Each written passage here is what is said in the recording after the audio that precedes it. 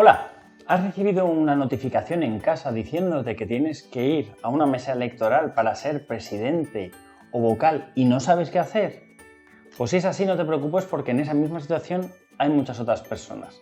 Y hoy, precisamente Para Entendernos, vamos a elaborar este vídeo manual para saber qué hacer en estas situaciones. Lo primero que tienes que saber es que estas cuestiones se regulan en la Ley Orgánica 5/1985, que es la Ley Orgánica de Régimen Electoral General. Ahí es donde deberás acudir para disipar las dudas que te encuentres, salvo que quieras planteármelas a mí en los comentarios y entonces yo trataré de respondértelas. Vamos al tema. Digamos que tienes en tus manos la carta donde te dice que tienes que acudir a tu mesa electoral el día de las elecciones.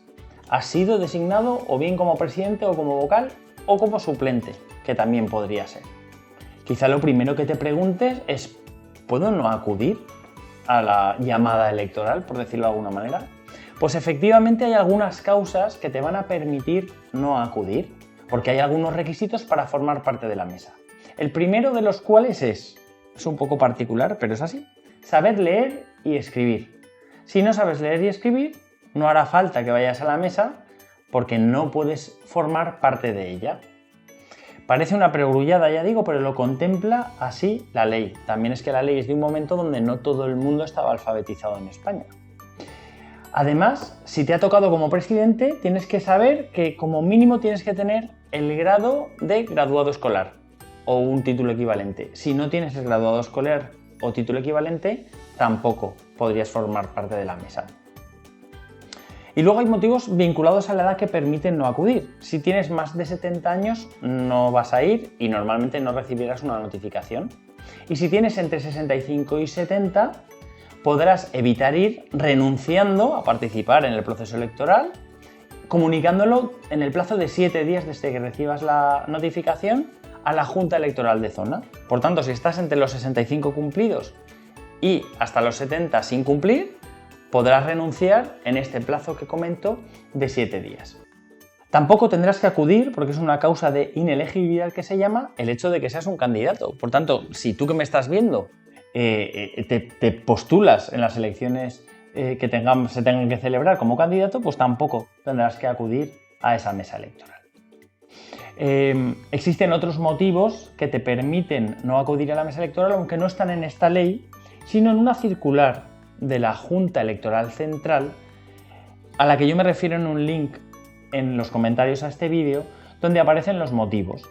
Si tienes alguno de esos motivos como para no acudir, puedes hacer como la persona que está entre los 65 y los 70 años, es decir, puedes comunicarlo a la Junta Electoral de tu zona, argumentándolo por escrito y justificando también documentalmente esa imposibilidad de acudir o ese motivo para no acudir. Tienes 7 días para hacerlo. Por su parte, la Junta, recibido ese documento, tiene 5 días para contestarte. Te puede decir que vale que no vengas o te puede denegar esa causa de no ir y obligarte a ir de manera justificada. Y además, no cabe recurso ante esa decisión de la Junta Electoral. ¿Qué pasa si el motivo aparece después de esos 7 primeros días que tenías para poderlo alegar? Pues todavía tienes un plazo que se prolonga hasta las 72 horas anteriores a la votación. Pero incluso después de ese plazo, metidos en esas 72 horas, hasta 1 hora antes de constituida la mesa electoral, es decir, hasta las 7:30 del día de las elecciones, 7:30 de la mañana, podrías comunicar de manera inmediata a la Junta Electoral de Zona tu imposibilidad de acudir, lógicamente siempre justificando los motivos y ojo con que no sean ciertos porque podríamos estar hablando incluso de la comisión de un delito.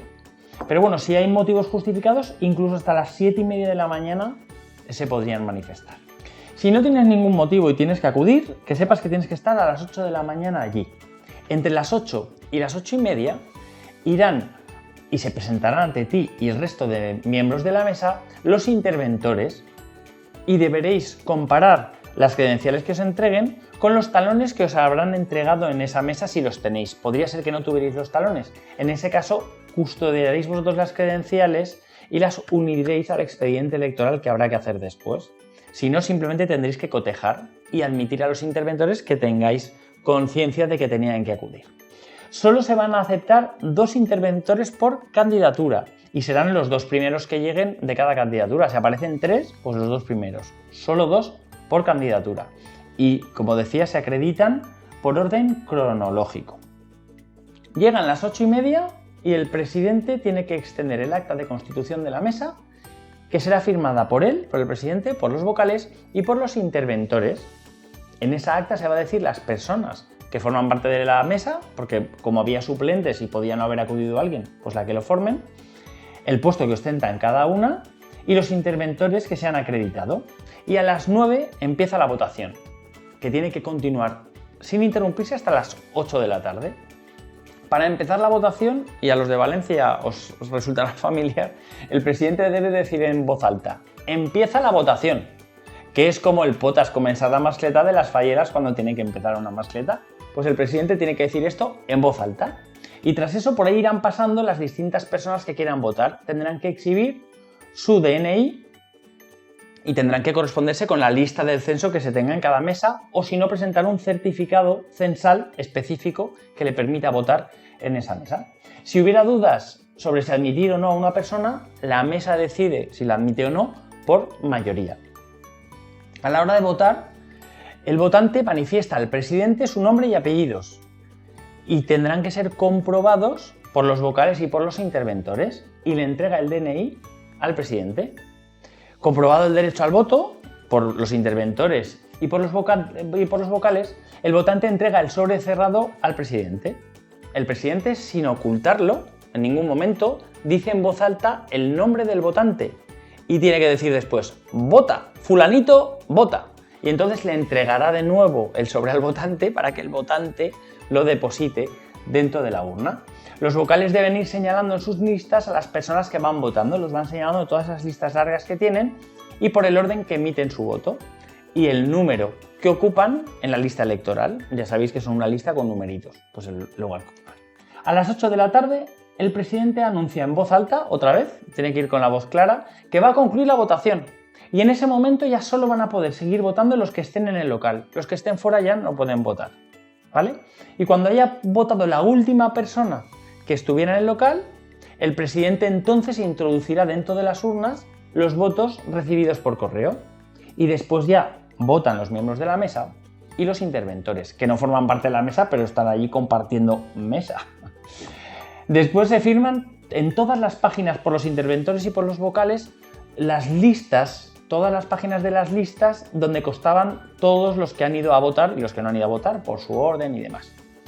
Y ahora que ya ha terminado la votación, tienen que empezar el conteo, el escrutinio que se llama, y que es público y que además tampoco se puede suspender, igual que pasaba con la votación, salvo por causas de fuerza mayor. Para el escrutinio, prepárate, presidente, porque tienes que extraer uno a uno los sobres de la urna y leer en voz alta la candidatura o nombre de los candidatos elegidos. Y además luego tienes que enseñar la papeleta a los vocales para que comprueben, a los interventores y a los apoderados. Cuando termine el recuento de todas las papeletas de las urnas, se compara el número total de sobres que se han sacado con el de los votantes que estaban anotados en esas listas largas para comprobar que el número de sobres es el mismo que el número de votantes. Después el presidente preguntará si hay alguna protesta por algo.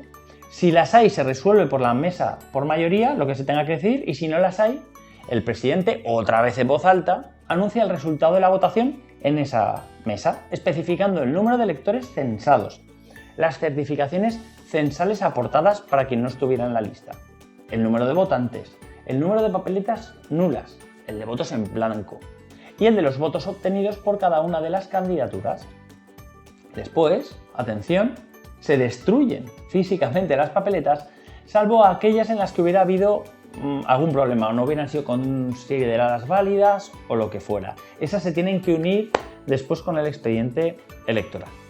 Lo siguiente que hace la mesa, después de destruir todas estas papeletas, es hacer públicos los resultados en un acta de escrutinio. Vais a ver que hay distintas actas. Esta acta de escrutinio se pondrá con los resultados de una manera expuesta a la vista en el local.